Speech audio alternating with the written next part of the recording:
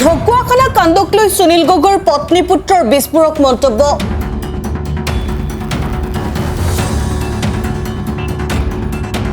Lie detector সদৃশ যন্ত্ৰৰ সহায়ত চিআইডিয়ে জেৰা চলালে সুনীলৰ পুত্ৰ সহচাৰীজনক। পৰৱৰ্তী সময়ত পত্নীক জেৰা চলোৱাৰ সম্ভাৱনা। লখিমপুৰত বাহৰ পাতি আছে ফৰেনচিক বিশেষজ্ঞ ডক্টৰ কেশৱ কুমাৰ। সুনীল গগৈৰ পত্নীয়ে কয়, আমি অপৰাধী বুলি যদি সন্দেহ হৈছে আমাৰ গোটেই ঘৰখনকে মাৰি পেলাও। 45 দিনে তদন্তৰ নামত কেৱল আমাৰ ঘৰখনকে শাৰীৰিক মানসিক হেঁচা দি এইবিলাক নাটক কৰি থাকিব নালাগে।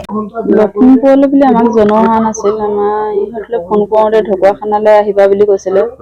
আমি ঢকুৱাখানা বুলিয়ে গম পাইছিলোঁ। মই 12:30মান বজাত ফোন কৰিছোঁ নেকি, তেতিয়া কৈছে বোলে আমাক লখিমপুৰলৈ আনিলে। মই তেতিয়াহে গম পাইছোঁ যে লখিমপুৰ নিছে বুলি। তথাপিও মোৰ ৰাতিপুৱাই মতাৰ কাৰণে অকণমান সন্দেহ হৈছিলে, কাৰণ কিয় ঢকুৱাখানালৈ ইমান ৰাতিপুৱাই কিয় মাতিব, হয়তো লখিমপুৰ নিব পাৰে বুলি মোৰ সন্দেহ হৈছিলে। তাৰ লগত সেই আপোনালোকে এতিয়া গম পাইছে, মই তাৰ লগত বিশেষ কথা পতা নাই। কথা কেনেকৈ তাৰমানে ৰাতি 1টা বাজি গ'ল, আহি ভাত পানী খাই শুওঁতেতো 2টা বাজি গ'ল। সি বহুত ডিপ্ৰেশ্যনত আছিলে, সেইকাৰণে খালি তাক মই ইমান কথা সোধা নাছিলোঁ।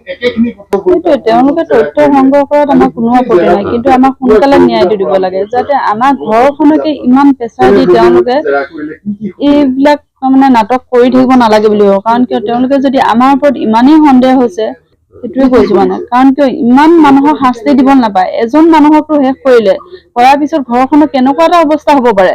তাৰ পিছতো তেওঁলোকৰ প্ৰেছাৰটো আমাৰ ঘৰখনৰ ওপৰত।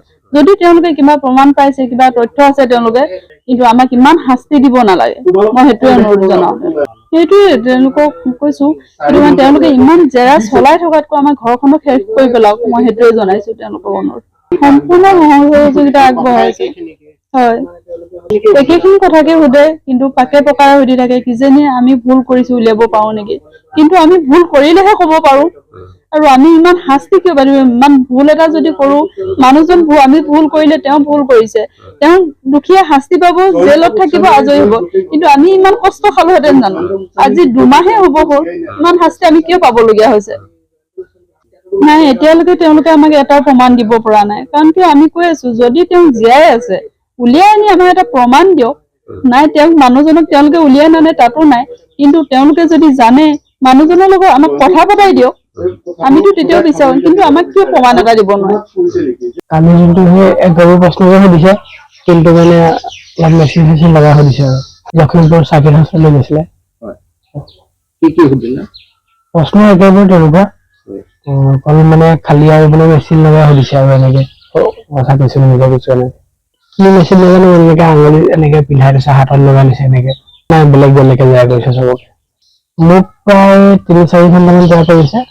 তাৰপিছত বাকী কেইজনে যিমান নাই কৰা, অলপ কম কৰিছে। প্ৰায় 11:40-50 মানত আমি লখিমপুৰ চাৰ্কিট হাউচলৈ ওলাইছো আৰু আকৌ বৰ্তমান লগতো জনোৱা নাই। তেওঁলোকে ঘূৰিলে তেওঁলোকে চলাই আছো বুলিয়ে কয়। বাকী যিমান সোনকালে আমি কিবা এটা ৰিজাল্ট পাওঁ, আমাৰ কাৰণে ভাল হয়। কাৰণ আমাৰো এতিয়া মানে অসহ্য লগা নিচিনা হৈছেগে আৰু একেৰাহে তালৈ গৈ এনেকে ইমান ঘন্টা তাত থাকি যিমান পাৰে সোনকালে যাতে আমাক মানে ন্যায়টো দিয়ে আৰু লাগিলে আমাৰ জনেই দোষী হওক বা বেলেগে দোষী হওক, যাক হয় সোনকালে মানে ধৰাব লাগে। সেইবোৰ তেওঁলোকে একো প্ৰকাশ কৰা নাই। তেওঁলোকেহে মানে তেওঁলোকৰ মতে জীয়াই আছে বুলি কয়। যদি জীয়াই আছে, যদি এনেকুৱা এটা ঘৃণনীয় কাম কৰি থৈ গৈছে, তেতিয়াহ'লে মোৰ দেউতা হ'লেও তেওঁ কালি যি আইনীভাৱে দণ্ড দিব লাগে সেইবোৰ দিয়ক। আমাক মানে যিমান পাৰে সোনকালে মানে আমাক উদ্ধাৰ কৰিব লাগে। হয়, ঘটনাটো শেষ কৰিব লাগে আৰু মানে অতিষ্ঠ হোৱা নিচিনা হৈছো। এতিয়া এডমিশ্যনটো তাত কৰিব লাগিব, তাৰপিছত নহয়তো এনেকে পঢ়াটো এৰি দিলেতো ভৱিষ্যতটো এনেকে অন্ধকাৰ নিচিনা হৈ যাব। সেইকাৰণে পঢ়াটো অব্যাহত ৰাখিম বুলি ভাবি আছো। তেওঁলোকক কথাটো সুধিছিলো মই, তেতিয়া কৈছে যে তুমি যাব পাৰিবা বুলি এনেকে কৈছে। এনেকে IGP সংযুক্তা পৰাশৰ মই সুধিছিলো, তেওঁ যাব পাৰিবা বুলি জনাইছে। লখিমপুৰৰ পৰা অবিনাশ গোহাঁইৰ ৰিপৰ্ট, অসম টাইম।